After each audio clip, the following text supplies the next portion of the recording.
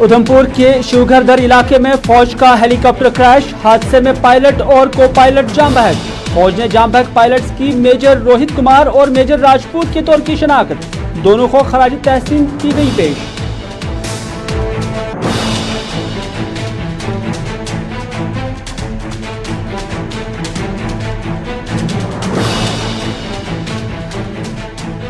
Reliance store खोलने के मामले पर जम्मू में ताजिर अंजुमनों की कॉल का बार एसोसिएशन जम्मू ने की हिमायत। बीजेपी के सिवा सभी जमातों ने बंद कॉल की हिमायत। जम्मू के ट्रांसपोर्टरों ने ट्रांसपोर्ट सरगर्मियां जारी रखने का किया ऐलान।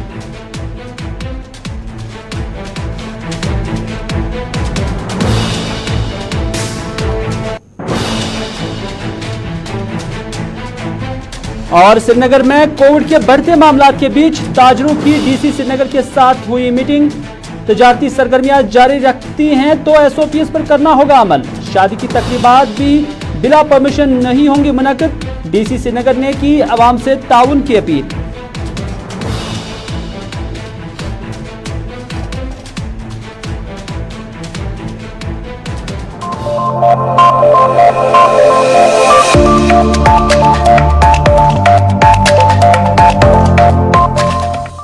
नाज़रीन आदाब, शाम के 4 बज चुके हैं। श्रीनगर के स्टूडियो से बराह रास्त लेकर मैं हूं आपका मेजबान मीर हिलाल हाजिरी। प्रोग्राम स्पेशल रिपोर्ट, और स्पेशल रिपोर्ट में बेशतर खबरें आई चाहती हैं जिसमें जम्मू बंद की भी हम कॉल करेंगे। कहां कहां पर आज माइन रिकवर की गई हैं और उसके बाद उन्हें डिफ्यूज भी किया गया है, इस पर भी बात करेंगे।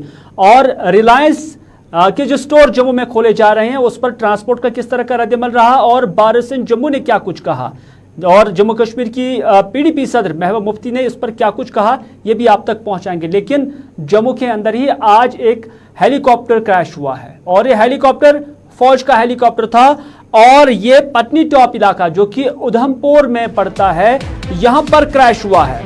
और इस हादसे में 2 लोग यानी एक तो पायलट और को पायलट दोनों इसमें जाम बहक हो चुके हैं और दोनों की शनाख्त भी हो चुकी है। हालांकि जब यह हादसा यहां पर पेश आया उस वक्त ये कहा गया कि इलाके में काफी धुंध थी, काफी फॉग था और माना जा रहा है कि फॉग के नतीजे में ही यह हादसा हुआ है।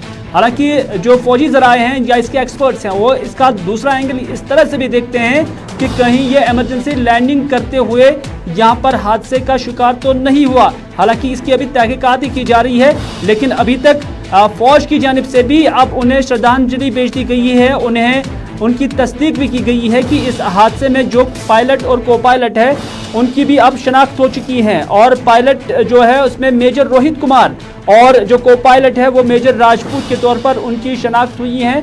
और फौज का मानना है कि ये काफी बड़ा हादसा था जो आज यहाँ पर हुआ। हालांकि इससे पहले भी जम्मू के ही एक इलाके में इसी तरह का हेलीकॉप्टर हादसा हुआ था, लेकिन आज ये दूसरा हादसा इस हेलीकॉप्टर को यहाँ पर देखने को मिला जिसमें एक बड़ा नुकसान कहा जा सकता है कि हुआ है, कि जिसमें पायलट और को पायलट पहले जख्मी हुए थे। जख्मी हालत में अगरचे उन्हें अस्पताल पहुंचाने की कोशिश की गई थी, एयरलिफ्ट उन्हें किया गया था, लेकिन फिर भी डॉक्टर्स उनकी जान नहीं बचा पाए।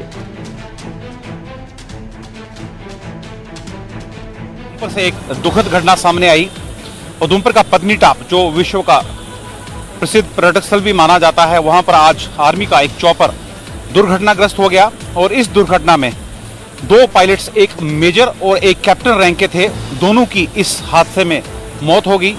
बताया ये जा रहा है कि ये हादसा डेंस फॉग की वजह से हुआ क्योंकि पिछले 2 दिनों से लगातार बारिश हो रही है और ये उधमपुर का काफी फॉरफ्लंग एरिया है जहां पर ये वाकया पेश आया है और डेंस फॉग की वजह से ही ये जो दुर्घटनाग्रस्त हुआ है चॉपर। और आपको ये भी बता दें कि ये काफी घना इलाका है, जंगल है जहां पर ये हादसा हुआ है। लेकिन यहाँ पर लोकल जो लोग हैं, स्थानीय लोग हैं, उनकी काफी यहाँ पर तारीफ करनी होगी क्योंकि लोग जंगल में अपना जो है घास काटने के लिए जाते हैं। कुछ वहां पर लेडीज थी, सबसे पहले चॉपर उन्होंने गिरता हुआ देखा और वो मौके पर पहुंची और एक पायलट को वहां पर रेस्क्यू किया गया। साथ में फिर गाँव के लोग भी वहां पर पहुंचे। गांव के लोगों ने पुलिस के साथ पहुंचकर इन लोगों को रेस्क्यू किया। हालांकि काफी जो चढ़ाई का जो बताया जा रहा है कि ये पत्नी टॉप से इसमें आधा या 1 घंटा पहुंचने में लगता है, लेकिन स्थानीय लोगों ने वहां पर एक एकता की मिसाल कायम की और खुद ही अपने कंधों पर इन जख्मी पायलट्स को लेकर ये नीचे पत्नी टॉप पहुंचे। वहां पर पुलिस द्वारा और जो स्वास्थ्य विभाग की टीम से वहां पे ऑलरेडी चलिए नाज़रीन, उधमपुर के बाद अब बात करते हैं बारामूला की, क्योंकि बारामूला के अंदर जो बॉर्डर एरियाज है, खासतौर पर चंदनवारी से लेकर जितने भी इलाके जो है एलओसी के साथ पड़ते हैं, वहां पर इंटरनेट फैसिलिटी बंद की गई है और गालिबन यहां पर कॉलिंग सर्विस भी बंद हुई है और आज दूसरा दिन है, लेकिन अभी तक भी मालूम नहीं हो चला है कि आखिर किन वजूहात की बिना पर यहां पर इस तरह की सहूलियात को मुनक़ता किया जा चुका है। हालांकि बाज़ खबरें कल से ये भी गश्त कर रही थी कि इन्फिल्ट्रेशन हुई है और उसके पेश नज़र यहाँ पर सर्च ऑपरेशन बढ़ा दिया गया है। न सिर्फ बॉर्डर सिक्योरिटी फोर्सेस बल्कि जम्मू कश्मीर पुलिस और सीआरपीएफ की टुकड़ियों को भी यहाँ पर लगा दिया गया है और मामले की हसासियत आप देख लीजिए कि अब यहाँ पर इंटरनेट सर्विसेज और कॉलिंग सर्विसेज को बंद किया गया है। लेकिन फौज की जानब से इस मामले को लेकर क्या कुछ कहा गया है और हमारे नुमाइंदे इरशाद बट ने पूरे इलाके का आज जाकर मायना किया और वहां पर उन्होंने क्या कुछ देखा और साथ ही साथ क्या है असल में सूरत हाल और क्या वजूहात है कि फौज की जानब से इस पर क्या कुछ कहा जा रहा है, ये जानने के लिए हम आपको ले चलते हैं बारामूला। हमारे नुमाइंदे इरशाद इस वक्त हमारे साथ है। इरशाद, 2 दिन से हम देख रहे हैं इंटरनेट बंद है, कॉलिंग सर्विस बंद है गालिबन, और उसके साथ साथ खबरें चूंकि ज़राए के हवाले से ही आ रही हैं कि यहाँ पर हालात तो नॉर्मल है, लेकिन कहा जा रहा है कि इन्फिल्ट्रेशन हुआ है। तो किस तरह की सिचुएशन वहां पर है और फौज का इस पूरे मामले को लेकर क्या कुछ कहना है? बिल्कुल हिलाल जी, अगर दुश्मन कश्मीर का है और इसके साथ लाइव कंट्रोल के नजदीक बात करें, चाहे महाकी सेक्टर की बात करें या इसके साथ साथ जो बाकी सेक्टर है, हालांकि 1-2 दिन पहले जो है यहाँ पे इन सेक्टरों में जो है लाइन ऑफ कंट्रोल पे जो देखा गया, उसके बाद जो है उस के बाद जो है बाकी जवान है और जो साथ साथ देखा जाए उस कर दिया गया। इसको तकरीबन 3 दिन में लगातार ये जो जो है सूत्र के मुताबिक जो जो पार करने की कोशिश की हम और बाकायदा तौर पर जो है यहाँ पे 13 के कमांडोज और इसके साथ साथ चाहे हम आरआर की बात करें, वो यहाँ पे पूरी तरह से जो है निगरानी कर रहे हैं। चॉपर यहाँ पे यूज किए गए और ड्रोन कैमराज इस्तेमाल किए गए, बड़े पैमाने पे यहाँ पे जो चौकसी बढ़ा दी गई और इसके साथ साथ देखा जाए इंटरनेट के हवाले से बात करें, चाहे मोबाइल जो कॉलिंग के हवाले से बात करें, क्योंकि उसको भी रोक दिया गया, उसको भी बंद किया गया 1-2 दिन से। और मुख्तलिफ लोगों के साथ हमारी कहीं आपके किसी फौजी अफसर के साथ कोई बात तो नहीं हुई है? उन्होंने आपको स्टेशन के हवाले से आगाह तो नहीं किया कि आखिर क्या इन्फिल्ट्रेशन ही है और कब तक, या सिविल एडमिनिस्ट्रेशन के साथ भी आपने बात की होगी, कब तक यहाँ पर इंटरनेट या उसके साथ साथ कॉलिंग सर्विसेज को बहाल किया जा सकता है? और स्टेशन जैसा कि इससे पहले भी खबर आई है कि अंडर कंट्रोल है, और जब अंडर कंट्रोल है तो कब तक ये एक्सपेक्टेड है कि वहां पर यह सर्विसेज को बहाल किया जाएगा? जी हिलाल साहब, अगर हम इस वक्त की बात करें क्योंकि हमें पूरा दिन यहाँ पे हुआ उड़ी के इस इलाके में, चाहे उड़ी टाउन की बात करें या चंदनवारी मोहल्ला की बात करें, यहाँ पे इंटरनेट जो है सूर्यास्त उसको जो है अभी तक बंद रखा गया है जिला इंतजामिया की तरफ से, चाहे फौज की जानब से। हालांकि अगर हमने फौज के मुख्तलिफ जो यहाँ पे ऑफिसर हैं उनके साथ हमने बात करने की कोशिश की, मगर उन्होंने बात करने से इनकार किया। और चलिए इरशाद, बहुत बहुत शुक्रिया। फौज ने बात करने से इनकार किया है, हो सकता है कि सिक्योरिटी इशू हो सकता है और कोई भी इंफॉर्मेशन अभी जो है सिविल एडमिनिस्ट्रेशन के साथ साथ जो फौजी एडमिनिस्ट्रेशन है, पुलिस एडमिनिस्ट्रेशन है, वो शेयर करना अभी मुनासिब नहीं समझते होंगे। लेकिन फिलहाल यही है कि कुछ हसास वहाँ पर ज़रूर है जिसकी वजह से ये जो सर्विसेज है यहाँ पर उन्हें मुनक़ता किया जा चुका है। लगभग आज दूसरा दिन है और दूसरे दिन भी हालात चूंकि बने हुए हैं।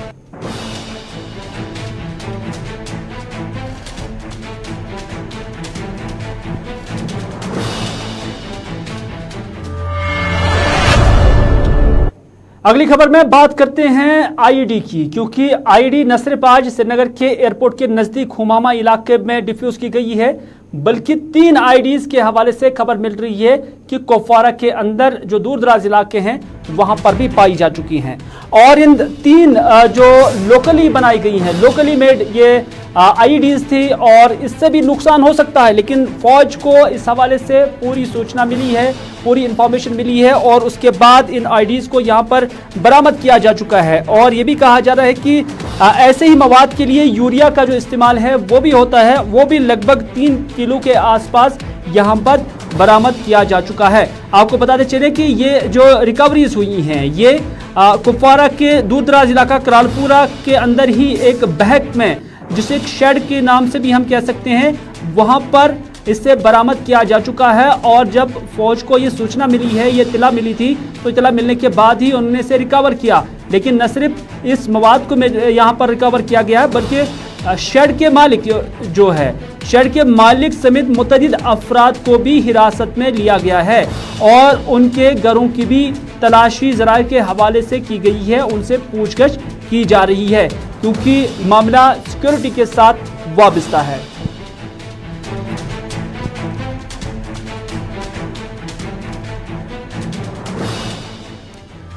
लेकिन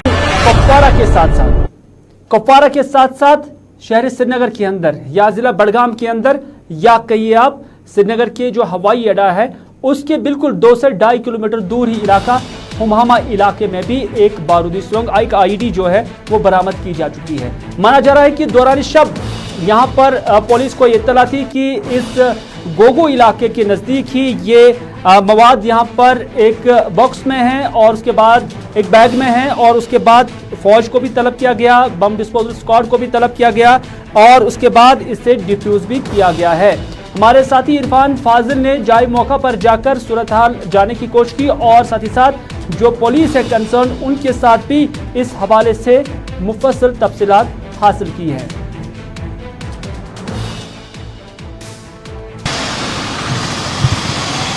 हम ठीक इस वक्त इंटरनेशनल एयरपोर्ट मेन रोड पे मौजूद है, जिसे हुमहामा एयरपोर्ट कहा जाता है, मेन रोड। और साथ साथ अगर बात करें तो यहाँ पर गोगो गली भी है और गोगो गली के हवाले से कल रात को खबर मिली सोर्सेज के हवाले से पुलिस को कि इसी गोगो गली में एक आईडी को सेट कर दिया गया है जो कि तकरीबन 6 किलो का बताया जा रहा है। और साथ साथ जिसमें देखा जाए तो उस आईडी का जो इम्पैक्ट है वो काफी ज्यादा हेवी रहता, क्योंकि उसे प्रेशर कुकर में बंद कर दिया गया था। मगर बाद में जब ये खबर पुलिस और बीडीएस तक पहुंची, यानी बॉम्ब डिस्पोजेबल स्क्वाड तक पहुंची, तो उसके बाद तुरंत उस आईडी को डिफ्यूज कर दिया गया। और साथ ही साथ ये भी सोर्सेज के हवाले से खबर है कि इस एरिया को मुकम्मल तौर पर रात भर जो है कोऑर्डिनेट सर्च ऑपरेशंस के साथ साथ जांच पड़ताल भी जारी रखी गई। और इन बिटवीन अगर बात करें तो कह सकते हैं कि एक बहुत बड़ा चैलेंज जो है वो सिक्योरिटी फोर्सेस के लिए, क्योंकि देखा जाए तो इस मेन रोड से मैक्सिमम वीआईपीज की मूवमेंट रहती है। और साथ ही साथ जितने भी यहाँ पर सिक्योरिटी पॉइंट ऑफ व्यू को अगर लेकर बात करें तो सीसीटीवी कैमरास, पीडीजेड कैमरास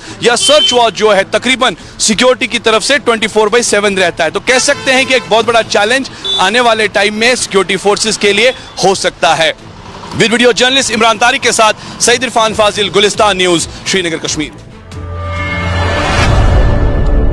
आप देख रहे हैं प्रोग्राम स्पेशल रिपोर्ट अपने मेजबान मीरहिलाल हाजिरी के साथ। श्रीनगर के बाद रुख करते हैं जम्मू का, क्योंकि जम्मू के अंदर ट्रेडर्स फेडरेशन या उसके साथ जितने भी ताजर अंजुमन हैं उन्होंने कल दिन के लिए जम्मू बंद की कॉल दी हुई है। जम्मू बंद की कॉल क्यों दी गई है वो भी हम आपसे मुफस्सल तौर पर बताएंगे। दरअसल यहाँ पर रिलायंस स्टोर्स खोले जा रहे हैं और 100 के करीब रिलायंस स्टोर्स जम्मू के अंदर जो है खोले जा रहे हैं और इस पर अब ताजर अंजुमनों ने एतराज जताया है। ताजर अंजुमनों का मानना है कि हुकूमत की नोटिस में भी उन्होंने ये मामला लाया है, क्योंकि उससे उनका रोजगार मुतासिर हो सकता है।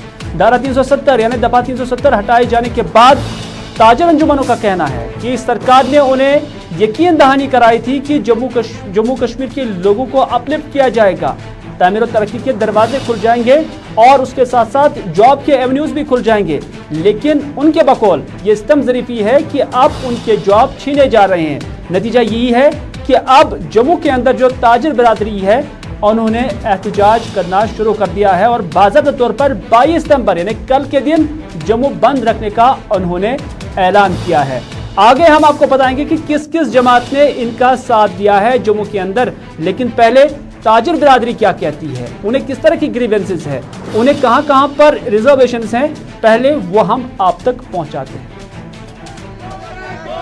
पहले इतिहास में कहा था कि अंग्रेज आए थे व्यापार के बहाने और भारत को गुलाम करके गए थे, लेकिन आज का इतिहास कह रहा है ये बड़े मगरमच्छ आ रहे हैं, छोटी मछलियों को खा जाएंगे, छोटे छोटे व्यापारियों को खा जाएंगे, लेकिन ट्रेडर फेडरेशन ऐसा नहीं होने देगी। और आज सख्त लफ्जों में सरकार को ये चेतावनी देना चाहते हैं कि व्यापारी जो है जाग चुका है। 370 के बाद चुन चुन के जम्मू के व्यापारियों को बाहर निकाला, चुन चुन के। चाहे हम माइनिंग की बात करें, चाहे ईंट भट्टे की बात करें, चाहे वाइन ट्रेडर की बात करें, चाहे बार एंड रेस्टोरेंट की बात करें, मैं सरकार से पूछना चाहता हूं, अगर वाइन ट्रेडर के 223 लाइसेंस कश्मीर के होते तो क्या ये पॉलिसी चेंज करती? कभी नहीं करती। लेकिन आज रिलायंस स्टोर 100 प्रोविंस में खोलने जा रहे हैं। पूरा व्यापारी वर्ग, पूरे जम्मू की जनता इसका विरोध कर रही है। और अपने कंज्यूमर भाइयों को भी कहना चाहता हूं, जो ये लोग सोच रहे हैं ये सस्ता सामान दे रहे हैं, वो सस्ता नहीं दे रहे, बेवकूफ बना रहे हैं। MRP अपनी ज्यादा करके ये डिस्काउंट दिखाते हैं और स्टार्टिंग में 2-3 आइटम में सस्ती करके 80% महंगा सामान होता है। जब ये मोनोपोलिस्ट लोग जो है मोनोपोली करते हैं और इसका नुकसान कंज्यूमर को होगा, रिटेलर को होगा, होलसेल को होगा। चलिए नाज़रीन, आपने देखा जम्मू के ट्रेडर्स क्या कहते हैं। उन्होंने आज की सूरत हाल को ईस्ट इंडिया कंपनीज के साथ जोड़ा हुआ था, जब ईस्ट इंडिया कंपनीज ने हिंदुस्तान पर इसी तरह का मसला किया हुआ था और वो आज की मौजूदा सिचुएशन को उसी के साथ जोड़ रहे हैं, अंग्रेजों के साथ जोड़ रहे हैं। और उनका ये भी कहना है कि चुन चुन कर सिर्फ जम्मू के लोगों को ही निशाना बनाया जा रहा है, क्योंकि उनका ये भी मानना है कि रिलायंस एक जो है बड़ी कंपनी है और उनके सामने छोटी कंपनियों का सर्वाइवल बहुत मुश्किल ही नहीं बल्कि नामुमकिन हो सकता है। लेकिन जम्मू के अंदर जो ताजिर बिरादरी ने ये कॉल दी हुई है, उसका अब हिमायत बार एसोसिएशन जम्मू ने भी किया है। और बार एसोसिएशन जम्मू ने कहा कि चूंकि ताजिर बिरादरी एक अवाम है और सिविल सोसाइटी है और इनके साथ वो अपनी आवाज़ मिला रहे हैं। बार एसोसिएशन की जानब से आज बाज़ाब्ता प्रेस कॉन्फ्रेंस भी दी गई है और इस प्रेस कॉन्फ्रेंस में क्या कुछ कहा गया है, आइए आपकी नज़र करते हैं। लोगों के जो इश्यूज हैं, जो इश्यूज लोगों ने प्रोजेक्ट किए हैं, ये सिर्फ हम नहीं कर रहे। चैम्बर ने इश्यूज प्रोजेक्ट किए, ट्रेडर्स ने किए, सोशल ऑर्गेनाइजेशंस ने किए, ट्रांसपोर्टर्स ने किए और जो ऑर्गेनाइजेशंस हैं उन्होंने ये इश्यूज रेज किए हैं। अगर वो रेज कर रहे हैं, उनके इश्यूज जेन्युइन हैं, इसलिए हम उनके साथ हैं। हम सबको अपील करेंगे कि जम्मू की जनता का साथ दे। हर कोई जो ऑर्गेनाइजेशन है, irrespective of caste, colour and religion, हर बंदे जो हैं यूनाइटेडली इस इशू पे सभी लोग हमको इकट्ठे रहेंगे। चलिए, बार एसोसिएशन का मानना है कि जम्मू के लोगों का हित यानी मुफाद जिसमें होगा वो उसका साथ दे रहे हैं और उनका मानना है कि ताजरों का हित जम्मू का हित है, जम्मू का मुफाद है, तो इस तरह से वो उनके साथ अपनी आवाज़ मिला रहे हैं। लेकिन बस एसोसिएशन और मिनी बस एसोसिएशन की जानब से भी आज ऐलान किया गया है और उनका मानना है कि उन्हें नहीं लगता है कि वो इस कॉल के साथ जाएंगे, बल्कि उनका यही मानना है कि कल के दिन में जब कल जम्मू बंद होगा तो जम्मू की सड़कों पर उनकी गाड़ियां रवां दवा होंगी, वो चलती रहेंगी। उनका ये भी शिकवा है, उनका ये भी गिला है कि इससे पहले जो ट्रांसपोर्टरों की कॉल होती थी या उनके मसाइल होते थे तो ट्रेडर्स उन्हें सपोर्ट नहीं करते थे। तो उस एंगल को निकालते हुए उन्होंने कहा कि ट्रेडर्स ने उन्हें अप्रोच भी नहीं किया, तो इस वजह से वो कल अपनी सरगर्मियां जारी रखेंगे। तो इस तरह से जम्मू के अंदर मिनी बस सर्विसेज या दीगर अंजुमनों की जानब से क्या कुछ कहा गया है, आइए आपको दिखाते हैं। अगर इन्होंने ट्रांसपोर्टरों का समर्थन लेना था तो कम से कम पहले ट्रांसपोर्टर, मैं आपके माध्यम से ट्रांसपोर्टरों से भी अपील करूंगा और ख़ासकर जिन लोगों ने ये चक्का जाम की कॉल दी है, क्योंकि उसमें हमारे किसी भी ट्रांसपोर्ट ने पार्टिसिपेट नहीं किया। मैं आपके माध्यम से अपने जितने भी ट्रांसपोर्टर भाई हैं, कम से कम उनको पता चलना चाहिए कि हमारी जो चक्का जाम की जो इन्होंने दी है उसमें हम अभी हमारा कोई भी फैसला नहीं हुआ है। मुझे नहीं लगता कि हमारा ये चक्का जाम होगा। देखिए, सरकार कानून बैठा हुआ, कानून अपना काम करेगा। मुझे नहीं लगता, क्योंकि तोड़ा फोड़ी का ज़माना चला गया है, ऐसा नहीं है। ट्रांसपोर्ट, अगर इन्होंने ट्रांसपोर्टरों का समर्थन लेना था तो कम से कम पहले ट्रांसपोर्टरों के साथ बैठ के बातचीत होती। मैं आपके माध्यम से ट्रांसपोर्टरों से भी अपील करूंगा। चलिए, अगर उन्हें ट्रांसपोर्टरों का एतमाद हासिल करना चाहिए था, हिमायत हासिल करनी थी, तो उस पर उन्हें बता देना चाहिए था। और साथ ही साथ ट्रांसपोर्टरों की जब मुश्किलें थी तब उन्होंने साथ नहीं निभाया, यह ट्रांसपोर्टर का मानना है। लेकिन ट्रांसपोर्टर अगर कल अपनी सरगर्मियां जारी रखेंगे, लेकिन लगभग भारतीय जनता पार्टी के बगैर सभी सियासी पार्टियों ने ताजर अंजुमनों की इस कॉल का समर्थन किया है, उनकी हिमायत की है। और जहां तक मुझे इतलात है, अभी अभी पीडीपी सदर महबूबा मुफ्ती की जानिब से भी जम्मू के अंदर एक प्रेस कॉन्फ्रेंस की गई है और माना जा रहा है कि उसमें भी यही बात दोहराई गई है कि पीडीपी की जमात से उन्हें एतमाद मिलेगा और साथ ही साथ उनकी कॉल की हिमायत की गई है। प्रियंका इस वक्त हमारे साथ है जम्मू से।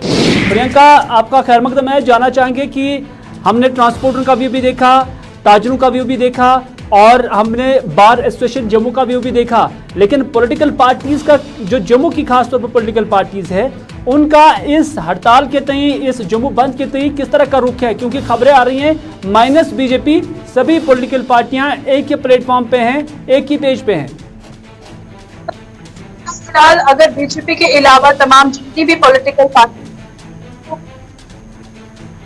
समर्थन कर रहे हैं, और वहीं अभी अभी जो जिस तरह से पीडीपी अध्यक्ष महबूबा मुफ्ती ने कहा है कि पीडीपी का भी पूरी तरह समर्थन है, क्योंकि दिल्ली से अक्सर तरह। प्रियंका, जानना चाहेंगे पैंथर्स पार्टी का क्या रुख है, कांग्रेस का क्या रुख है, और जो इससे पहले फॉरेस्ट मिनिस्टर थे चौधरी लाल सिंह, उनकी जानिब से किस तरह का रुख है, क्योंकि ये अहम चेहरे हैं जम्मू के।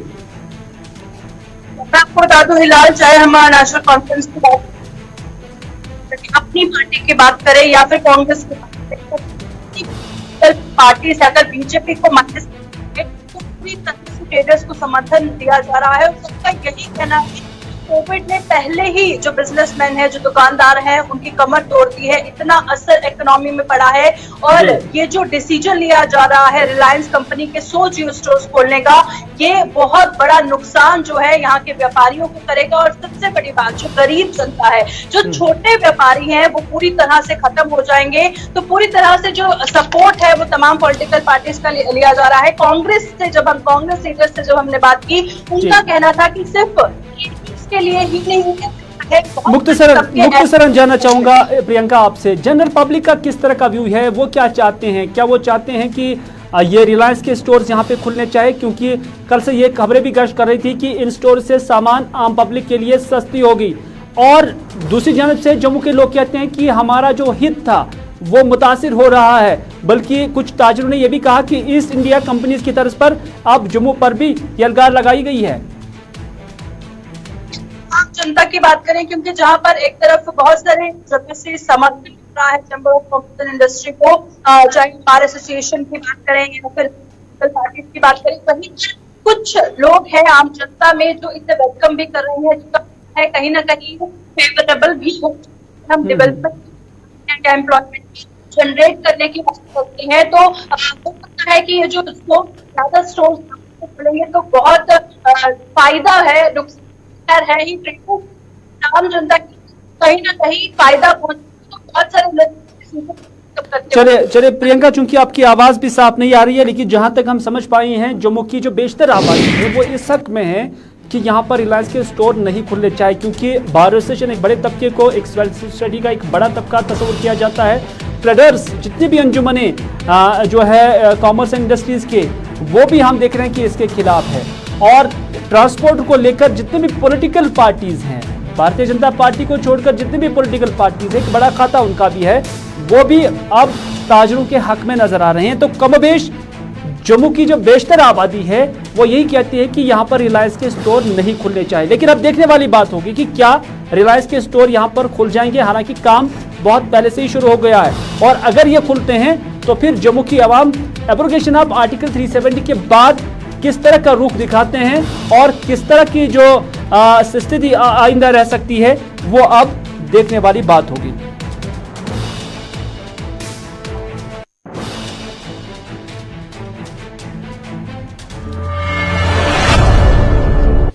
अगली खबर में बात करते हैं श्रीनगर की, क्योंकि श्रीनगर के अंदर कोविड के केसेस बढ़ रहे हैं। लगातार पिछले कई दिनों से, लगभग 1.5 हफ्ते से ये केसेस बढ़ रहे हैं और इसी मामले का संजीदा नोटिस लेते हुए आज डिप्टी कमिश्नर श्रीनगर की सदारत में श्रीनगर के अंदर ताजरों की एक मीटिंग भी मुनक्कद हुई है और ताजरों से कहा गया है कि वो ताउन फराहम करे, क्योंकि श्रीनगर के अंदर जिस नवीयत से केसेस बढ़ रहे हैं ये रास्ता दिखा रहा है कि कहीं यहाँ पर लॉकडाउन ना हो जाए। और इस तरह से आज डिप्टी कमिश्नर श्रीनगर एजाज असद की जानिब से ताजरों से कहा गया है कि वो SOPs पर मुकम्मल अमल दरामद करे, वरना कार्रवाई होगी और दुकानें भी बंद हो सकती हैं और हद से गुजर जाए तो जुर्माने के साथ साथ लॉकडाउन की नौबत भी पड़ सकती है अलग अलग इलाकों में। तो इस तरह से ताजरों से कहा गया है कि वो जिम्मेदारी ले और एक कलेक्टिव रिस्पॉन्सिबिलिटी समझते हुए जनरल पब्लिक से भी कहा गया है कि जिस नवीयत से केसेस श्रीनगर के अंदर बढ़ रहे हैं इस पर काबू करने के लिए जो SOPs है उस पर अमल पैरा हो जाए। बड़ी बात यहां से निकलकर सामने आई कि शादी बगैर परमिशन नहीं होगी, यानी कोई भी शादी श्रीनगर जुरिस्डिक्शन के अंदर जो हो जाएगी तो उन्हें पहले परमिशन हासिल करना होगा और उसके बाद एडमिनिस्ट्रेशन उनसे अंडरटेकिंग लेगी कि जितने भी अफराद इस शादी के अंदर अलाउड होंगे बस उतने ही लोग अलाउड होंगे और उससे ज्यादा अगर तजावुज कर गए तो अंडरटेकिंग में उन्हें लिखकर देना होगा कि वो जुर्माने के लिए तैयार है। और DC श्रीनगर ने यह भी कहा कि वो नहीं चाहते हैं कि पूरे डिस्ट्रिक्ट को जो है लॉकडाउन लगाया जाए, क्योंकि कुछ इलाकों के अंदर अगर केसेस बढ़ते हैं तो उसका मतलब ये नहीं कि सारे शहर को ही लॉकडाउन के दायरे में लाया जाए। तो इस तरह से उन्होंने कहा कि मुतासरा इलाकों को ही बंद किया जाएगा और सारे शहर को नहीं किया जाएगा। आज यहाँ पर जो श्रीनगर शहर के ट्रेडर्स हैं, ट्रांसपोर्टर बॉडीज़ हैं, दूसरे जो लोग इससे मुंसलिक हैं, उन सबके साथ एक मीटिंग की गई है और इसमें सभी का सुना गया है। जो कोविड अप्रोप्रिएट बिहेवियर है उसको पूरा इन्फोर्स करने के लिए, उसको इम्प्लीमेंट करने के लिए जो हमारे ट्रेडर्स ने ये रिस्पॉन्सिबिलिटी ली है कि वो खुद इसका हिस्सा बनेंगे। देखिए, मैंने पहले भी कहा था, शादी हो या दूसरी गैदरिंग्स जो हैं, सोशल गैदरिंग्स हैं, कल्चरल गैदरिंग्स हैं, अगर प्रिस्क्राइब लिमिट से ज़्यादा कोई कर रहा है दैट इज़ इलीगल और उसमें कई बार एक्शन भी किया गया है। और आगे भी अगर कोई विदाउट परमिशन है और प्रोटोकॉल जैसे प्रिस्क्राइब्ड है स्टेट एग्जीक्यूटिव कमेटी की गाइडलाइंस में, अगर वो प्रोटोकॉल फॉलो नहीं हो रहा है तो उसमें डेफिनेटली कार्रवाई होगी। सच है कि श्रीनगर के केसेस बहुत ज़्यादा हैं बाकी डिस्ट्रिक्ट्स के कंपैरिजन में और उसमें हम वॉच कर रहे हैं और केसेस जो हैं कुछ पर्टिकुलर क्लस्टर से आ रहे हैं। पूरे श्रीनगर में केसेस का स्प्रेड नहीं है। अगर इरिस्पॉन्सिबल बिहेवियर किसी पर्टिकुलर एरिया में है तो हम पूरे शहर को उसकी सज़ा नहीं देंगे और ना ही हम ये चाहेंगे कि पूरा शहर जो है एक पर्टिकुलर इलाके के इरिस्पॉन्सिबल बिहेवियर को पूरा शहर उसका खामियाजा भुगते और पूरा शहर उसकी सज़ा काटे। चलिए, श्रीनगर के अंदर जो मीटिंग हुई है उसमें ताजर अंजुमनों के जो लीडरान थे वो भी शामिल थे और उन्होंने भी यकीन दहानी कराई है कि वो मुकम्मल ताउन फराहम करेंगे। बल्कि उन्होंने डिस्ट्रिक्ट एडमिनिस्ट्रेशन का ये कहकर शुक्रिया अदा किया कि उन्होंने पूरे शहर को बंद करने का फैसला नहीं लिया है, बल्कि ताजरों को भी अपनी एक्टिविटीज़ जारी रखने की इजाज़त दी गई है। ताजर अंजुमनों की जानिब से क्या कुछ कहा गया है, आइए देखते हैं। All Kashmir transport welfare association के हिस्से से बात कर रहा हूँ, जितने भी SOPs फॉलो करने होंगे वो हम करेंगे, मगर लॉकडाउन के साथ कोई नहीं। कि आपको पता है कि ट्रांसपोर्ट सेक्टर कितना वर्स्ट हिट हो गया है। किसी ने हमको 3 साल में, चाहे फर्स्ट वेव आई, सेकंड वेव आई, अब थर्ड वेव बोलने वाले आ रहे हैं, मगर किसी ने हमको पूछा नहीं, ना गवर्नमेंट ने, ना किसने सिविल किसने हमने मदद किया। मगर हम यही चाहते हैं कि जितने भी SOPs होंगे गवर्नमेंट की तरफ से वो ट्रांसपोर्टर्स पूरा उसका SOP फॉलो करेंगे, मगर लॉकडाउन के साथ कोई भी ट्रांसपोर्ट एसोसिएशन नहीं है। जो आज की मीटिंग बहुत अच्छी रहे, हम गवर्नमेंट के बहुत शुक्रगुजार है जिन्होंने हमारे दुकानदारी के बारे में सोचा और लॉकडाउन को उन्होंने करने नहीं दिया लॉकडाउन। मगर उन्होंने एक बात और भी कहा है कि शनिवार। चलिए नाज़रीन, आपने देखा श्रीनगर के अंदर जो ताजरों के साथ और ट्रांसपोर्टर्स के साथ मीटिंग थी, जिसमें ट्रांसपोर्टर भी एक बड़ा सेक्शन है, क्योंकि यहाँ पर भी खबरें आ रही थी, यहाँ तक कि देखा भी गया कि वायलेशन काफ़ी हो रही है, क्योंकि जिस गाड़ी में 10 अफराद बैठने चाहते उसमें ज़्यादा बैठते हैं, जिसमें 5 अफराद ही होने चाहते उसमें भी लोगों का जमघट देखा जा रहा है। तो इस वजह से इन सारी चीज़ों का डिप्टी कमिश्नर ने नोटिस लिया और उन्हें मुतनबे किया गया है कि वो इस तरह की वायलेशन से बाज रहें और मुकम्मल ताउन जम्मू कश्मीर एडमिनिस्ट्रेशन, खुसूसन श्रीनगर एडमिनिस्ट्रेशन को दे। और साथ साथ जनरल पब्लिक के लिए अपील भी की गई है कि वो भी इस मुश्किल घड़ी में एडमिनिस्ट्रेशन का ताउन और साथ दें। तो नाज़रीन, ये था आज का स्पेशल रिपोर्ट। इसके साथ दीजिए इजाज़त। खुदा हाफिज़।